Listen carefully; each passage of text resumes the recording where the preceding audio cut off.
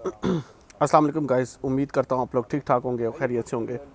तो जिस तरह आपने टाइटल भी पढ़ लिया और जो प्रेसिडेंट हैं पोर्चुगाल के, उन्होंने कहा है कि जी अगर कॉन्स्टिट्यूशन कोड इसको साइन कर देता है तो मेरे पास आएगा तो डेफिनेटली मैं भी इसको साइन करूँगा। लेकिन उससे पहले उन्होंने जो बात कही वो बड़ी गौर और फिक्र करने वाली बात है। उन्होंने कहा कि जो लोग भी, सबसे पहले तो उन्होंने ये कहा कि ये जो जितने भी इमिग्रेशन के लॉज बनने जा रहे हैं मैं इसके अगेंस्ट हूँ, मैं इसके हक़ में नहीं हूँ। और उन्होंने कहा इस हक़ की बातें कर रहे हैं वो पास्ट में भी चले जाएं, अगर वो पास्ट में भी चले जाएं तो वो जैसे डिसीजन कुछ आज हो रहे हैं, पास्ट में भी कुछ ऐसे डिसीजन हुए थे जिनकी बिना पे पुर्तगाल को बहुत ज़्यादा नुकसान उठाना पड़ा था, इकनॉमिकली भी और फाइनेंशियली भी। तो आने वाले टाइम में बहुत जल्द ये जो लोग इसको सपोर्ट कर रहे हैं इनकी आंखें खुल जाएंगी और इनको खुद पता चल जाएगा।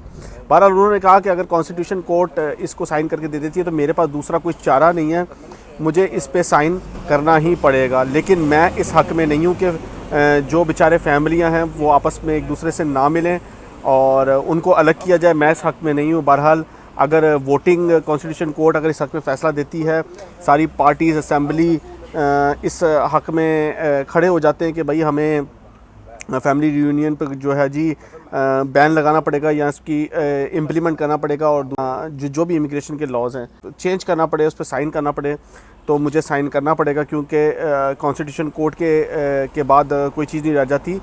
लेकिन मेरा जो पॉइंट ऑफ व्यू है regarding this all immigration laws, मैं इस हक़ में नहीं हूँ। तो कहने का मकसद ये है कि प्रेसिडेंट खुद इस चीज़ को समझते हैं कि ये जो चीज़ होने जा रही है ये पुर्तगाल के हक़ में बेहतर नहीं है। लेकिन बहुत सी पार्टीज़ इसको अपना फ़ायदा बना रही हैं, लेकिन बाद में नुकसान उन्हीं का होगा, उनकी पब्लिक का होगा। इसमें इमिग्रेंट्स का कोई नुकसान नहीं। इमिग्रेंट्स का जैसे ये नुकसान है वो टाइम बढ़ जाएगा, वो बेचारे और थोड़ी मेहनत कर लेंगे, इससे ज़्यादा इमिग्रेंट्स का कोई नुकसान नहीं है। नुकसान टोटली पुर्तगाल गवर्नमेंट और पुर्तगाल के लोगों का है। Thank you.